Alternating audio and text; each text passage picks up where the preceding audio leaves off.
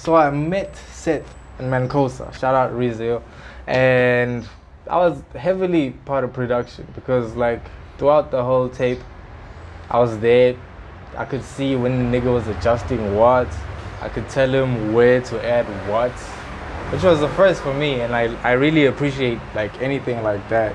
I really like being hands-on with some stuff because like it gets very intricate when you make music. There's like little sounds, cracks people can't hear while the song is playing, something is going. And it's like making annoying noises. Some people can't hear that. Like when the final product comes out, like rarely people can tell. Like I think the general fan just cannot tell between, okay, this is really, really well produced, or okay, this is just a nice song. So you know, being hands-on is really a nice thing to do. Yeah. Sorry. Were you as hands-on on your last project, Chips? I wasn't as hands-on. I just came to the studio to fuck shit up. That was Chips. Because like Chips, when you think about the whole concept of Chips is just a small packet of, you don't really thoroughly think about anything when you're opening up a pack of chips or you buying fries. You're just I want to get through this. So that was like generally Chips. I just came to fuck shit up. You went in with that mindset. Yeah. So Pheezy did all the work this time. The producer. Would you ever work with him again? Yeah, we still have to drop PNTB because like we had a conversation with a close friend yesterday. It was like, yo, we're really waiting for that PNTB. We gotta, we gotta put that work in the kid. So we gonna do it. We gonna have to do it. Okay, so for those who don't know who Pheezy is, do you want to maybe explain to the people Pheezy, what your relationship is with Pheezy is a nigga I grew up with. I've been in class with this nigga since grade 10, so I know this nigga. Yeah, it's really hectic. I live with him. I've been living with him for like 3 years, so you must think. It's a very threaded relationship. It's thick as fuck. Thick as fuck. Pheezy my nigga, man. Okay, so I have a question that I also don't know the answer to. But what is a masters? Masters are all the files, the original files of, let's say, beat makings or vocals or anything like that. Like the raws, like web files. Those are masters. Okay, so do you have your own masters? Well, Pheezy has the masters for Chips. Trust him enough. Okay. Trust him enough. I don't need no masters for, I don't think I need masters for YouTube beats, but all the vocals for that are mine and I have it, and those are my masters, Okay, explain what you mean by YouTube beats, because you've said this quite a bit. Because like the rap community, everybody knows what a YouTube beat is. Everybody knows what a YouTube beat is. A YouTube beat is, you go on YouTube and then there are these producers who always try to push their stuff. They always try to push their stuff, and when you scroll down or you look for, it's like a type beat. They'll say maybe J. Cole, Kendrick, or maybe Roddy Ricch type beat, and like a specific producer makes like a thread of those beats. So those are YouTube beats. Do you have to pay for those? Or? Not really. No. Those Not are free. Really? What does that mean? Not really, because if you make money with them, and then they can track you down, they can sue you for that. So you have to release the music on like these free sites like Audio Mac or stuff like that, SoundCloud. So isn't like you guys are doing illegal stuff? Not really. Not really, but really. It's not illegal. If a producer releases a beat on YouTube and classifies it as free beat, you can't get paid off it. If you get paid off it, he has to earn a certain share of whatever you make it. So as long as you're not getting any money, you're clear. So we all know you as Unjabu, but OK Alpine is a whole brand. Would you consider Alpine as a brand or not yet? We're still working on it. I feel like it's still in the works. Is it? But we're close. Because movements are different. I'm learning a lot in the streets. I watch a lot of stuff. I take in a lot of information on general basis. I take in a lot of information and I try equip myself as much as I can, because when you look at like the music industry right now and before, a lot of artists in J have been played maybe like a Lil Wayne or maybe like an Aries, when like the record label does its own things and then there's a clash between them.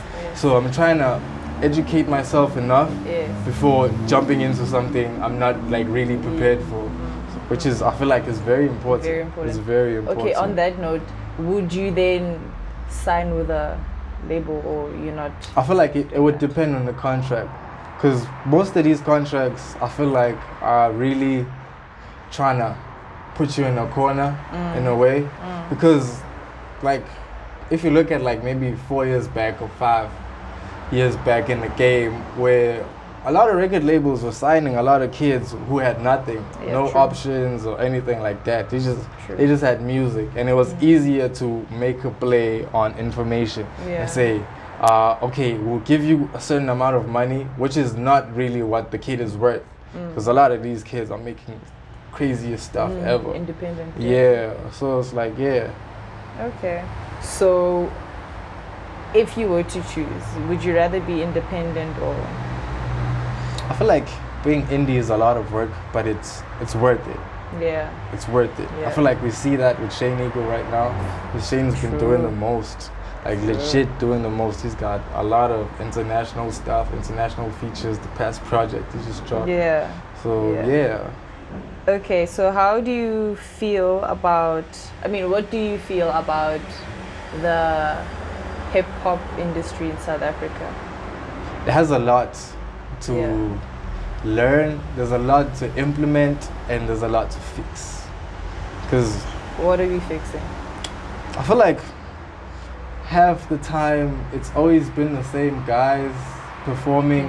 When you look at events and you look at an event lineup that isn't a hip hop event, you usually see the same names pop up all over. It's the same shit all the time, and we have like bags of talent. So do you feel that South Africa is not giving other hip hop artists a chance? Well, if you talk about South Africa, basically we like looking at the American markets first. Before we coin anything, we have to see, okay, what's happening in America? What's the industry like there? But even if like, I feel like South African consumers would rather listen to an underground artist or maybe a non-commercial type artist from America than listen to one from South Africa, which is weird for me. So would you say that that's why a lot of South African artists replicate American sound? Because in order for people to like you, sometimes people like what they're familiar with. So it's like, okay, if let me try rap like J. Cole, or maybe let me pull a Drake or whatnot. And then maybe people will receive me better instead of me going against the grain. Because when you think about it holistically, it's all about money for a certain amount of time. Because all of us are trying to survive, you know? I hope that didn't fuck up anything. But all of us are really trying to survive. Yeah. And like, if you can't provide for yourself like that, and then you obviously at some point in time in your career, you vie for the option of, okay, let me try sound like, or do something, you know, for clouds or anything like that, just to get remuneration, because everybody's trying to get paid at the end of the day. Is Alpine also a replication of someone else from America?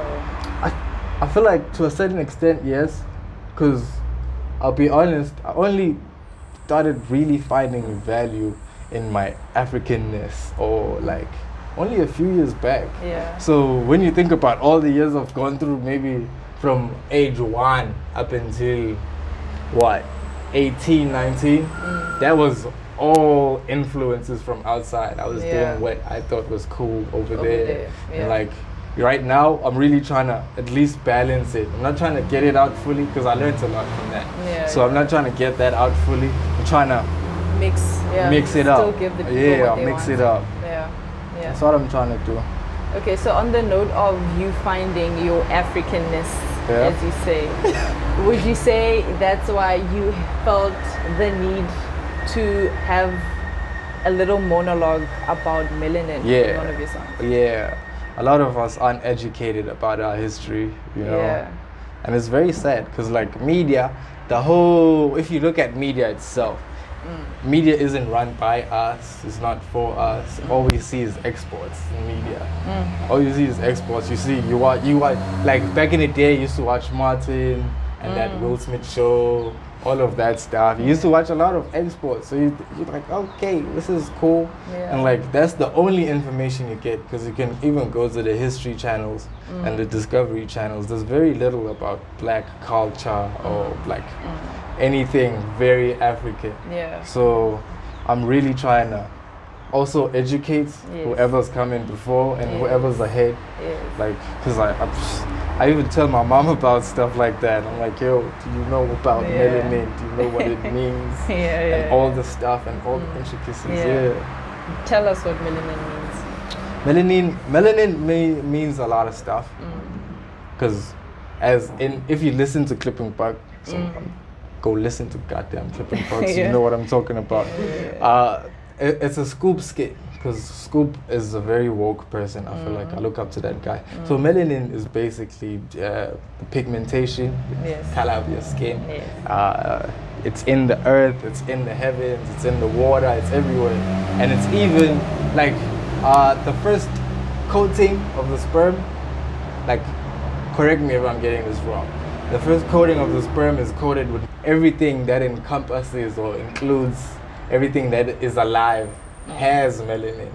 And a lot of us don't know, like, we're very connected to the earth, and everything around the earth. So you're definitely proud of your blackness. Yeah, I'm very proud. I'm very proud. So would you then, I don't know if you have or if you haven't, but would you have a Vernac song?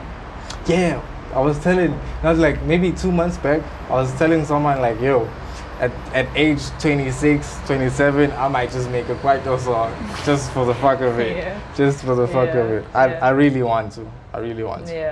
Okay, why? So you would make a Kwaito song, right? Would you have a hip hop Vernac song? Why does it have to be Kwaito? Because Kwaito is black, or because? Because I grew up on Kwaito, because I grew up on Brown Dash, Pheezy, Do, and all of these guys. I just felt like, yo, and I feel like KZN people aren't really paying homage to Kwaito. Everybody's like house, this, so like, I'd like to do that. Okay, so you wanna take it back? Yep. Alright, we hear you, Nigga. Yeah.